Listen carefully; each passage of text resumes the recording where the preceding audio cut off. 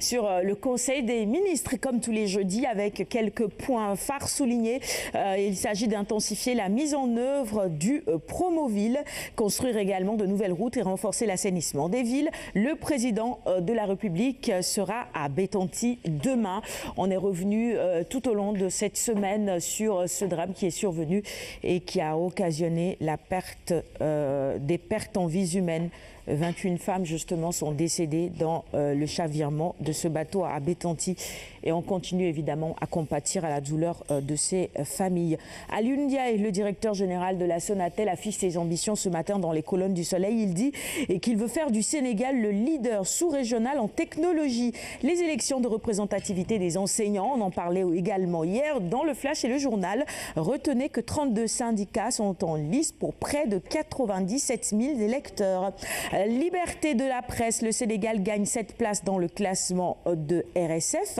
Cancer du col de l'utérus, le vaccin sera généralisé avant fin 2017. Et puis, inhumation de Joachim, Macky Sall salue le talent et l'humanisme d'un artiste intégral.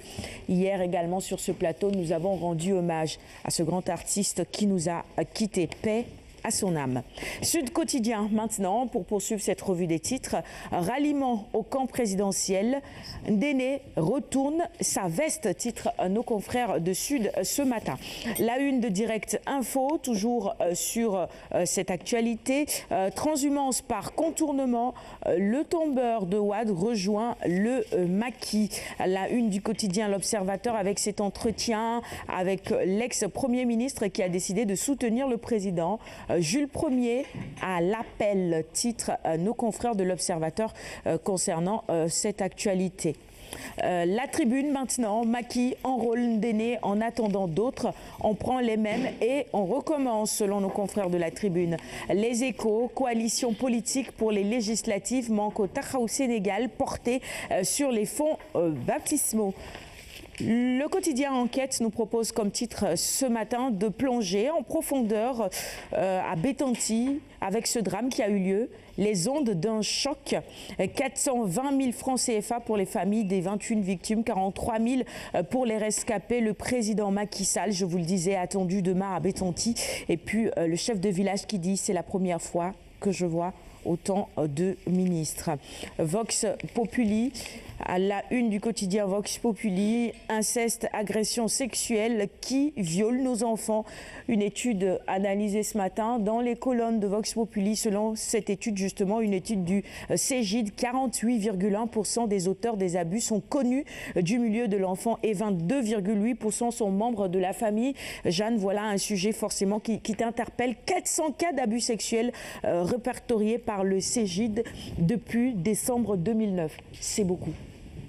Énorme, un chiffre alarmant. Je pense que à chaque fois qu'on fait état de ces chiffres, tout le temps, les gens sont choqués parce que tout simplement, on a des gens qui sont violentés, des enfants, nos enfants.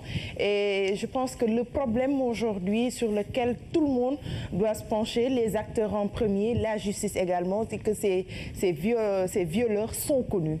Ils sont soit membres de la famille, ils sont voisins, ils sont certainement dans le milieu où évolue l'enfant. Si ce n'est pas dans la communauté, dans la famille, au sein de la famille, c'est à l'école parfois où c'est tout simplement un lieu très fréquenté et malheureusement, il n'y a pas de suite. Donc je pense que c'est aujourd'hui le problème, c'est sur quoi on doit quand même se pencher et de façon très sérieuse. Oui.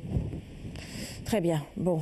On reviendra peut-être encore sur ces sujets-là avec toi, si tu le décides évidemment, dans ta chronique enfance pour en reparler et renforcer davantage la sensibilisation. Poursuivons cette revue des titres avec le quotidien Walf maintenant. Fête du 4 avril, pourquoi Macky n'a pas gracié cette année? Nos confrères essayent d'analyser évidemment cela dans leur colonne ce matin.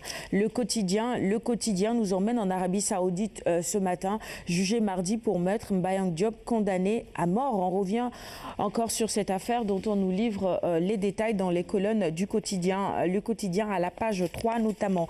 Vox Sport, on démarre donc avec les quotidiens spécialisés en sport. Désignation de l'Angola pour l'Afro-Basket 2017. Alioune Badara, tu avais vu juste, l'État angolais freine sa fédération. C'est vrai que l'Angola, tu disais que forcément, après le désistement du Congo, ce serait l'Angola qui prendrait la relève. Parce que c'est un pays doté d'infrastructures majeures, c'est aussi un pays de basket qui a l'habitude d'organiser de telles compétitions. Mais il est clair que la fédération étant sous tutelle, il faut forcément, nécessairement, l'implication, le soutien de son État pour que ce projet-là puisse aboutir. Et le délai étant extrêmement court, peut-être que l'État angolais a des difficultés pour assurer une bonne organisation. Mais il y a aussi d'autres pays, je pense à ceux-là du Maghreb, la Tunisie, qui s'était portée candidate pour accueillir l'Afro-Basket lors du désistement du Congo-Brazzaville. C'est bel et bien possible. Seulement, il se trouve que la dernière édition a été abritée par ces pays-là. Mais actuellement, je crois que le vœu le mieux partagé dans la famille du basket continental, c'est de trouver un pays preneur. Qu'importe, comme l'Angola vient aussi de se désister, certainement la compétition aura lieu peut-être en Tunisie. Oui, bon, le plus important, c'est qu'elle ait lieu, cette compétition, et dans de bonnes conditions, parce que le Sénégal a l'ambition de revenir avec le trophée. Et on l'espère évidemment pour nos Lions. On a les moyens. Non, on a le potentiel. Largement, largement. Sur les 2 dernières éditions, le Sénégal a été dans le carré d'as. Tout à fait. Il faut montrer qu'on a un potentiel quand même. Stade maintenant, avec la Fédération sénégalaise de foot. Henri montre la voie aux anciens Lions. Il dit ils doivent aller militer à la base. Henri Camara qui parle donc dans les colonnes de Stade ce matin. On va finir avec Sounioulambe. Abdou Bakhoum persiste et signe. Ama Baldé ne luttera plus pour Hassan Diaïssi. Nous, on ne connaît pas les détails, mais la raison forcément se trouve dans les colonnes de Sounioulambe. Il craint que son combat contre Papasso soit reporté. Ness, Guigui et Zos, un trio qui croule sous le poids des revers. Voilà, ce sera tout pour la revue des titres de ce matin. Merci de l'avoir suivi. Je regardais un petit sujet qui concernait l'arène nationale, construction de l'arène nationale. Le bijou sera livré avant délai. Voilà qui devrait évidemment faire plaisir à tous les amateurs de lutte et à tous nos lutteurs. Ce sera tout pour la revue des titres de ce matin. Merci de l'avoir suivi. On va poursuivre le bloc d'infos maintenant avec le flash. Et c'est avec René.